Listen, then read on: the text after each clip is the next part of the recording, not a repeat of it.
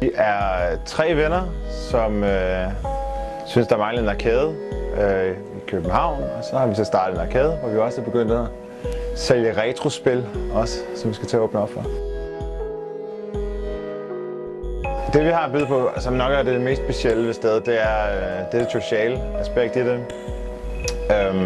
Det er, at man bare kan dukke op, komme ind fra gaden af, hvis man savner et eller andet sted at gå hen, eller slå en time ihjel, eller bruge et par 2 kroner eller 5'er, så kan man tage herhen. For mit eget vedkommende, der er det klart, at jeg så det som lille, og så nu som voksen, at det manglede. Og jeg så på nettet, at der var flere andre voksne, der havde sådan nogle arkader derhjemme, på loftet eller i deres kælder osv. Men det var ikke ligesom noget, jeg kunne komme til at spille på. Så måtte vi jo gøre noget. Vi ser også mange forældre, der ligesom tager deres børn med hernede. Og der er det nostalgi for forældrene, men det er det jo ikke for børnene. Det er jo simpelthen bare ren spilleglæde, fordi det er fedt at være omkring så store computermaskiner, kan man vel sige. Det er også en fed oplevelse. København kan sagtens rumme og have en arkade.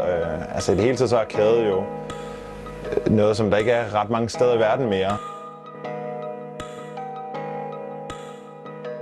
Der er meget fokus på, at man faktisk ikke behøver at lægge nogen penge til os overhovedet, når man er her. Netop altså ligesom med sofaer og så videre, og der bliver sat en retro-konsol til og sådan noget. Ideen er, at folk bare kan komme forbi. Jeg hader selv følelsen af at være presset til at ligesom skal købe noget, hvis jeg er i en butik, eller hvis jeg er et eller andet, så koster det penge bare at komme ind eller sådan noget. Jeg synes, det må ligesom være op til folk selv, om de vil.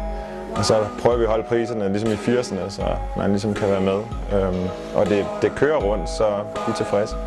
Og hvis det er, så kan man tage sin egen saftevand med, hvis man vil. Altså hvis man virkelig er på hårdt på SU, ikke? Altså, det er helt velkomment.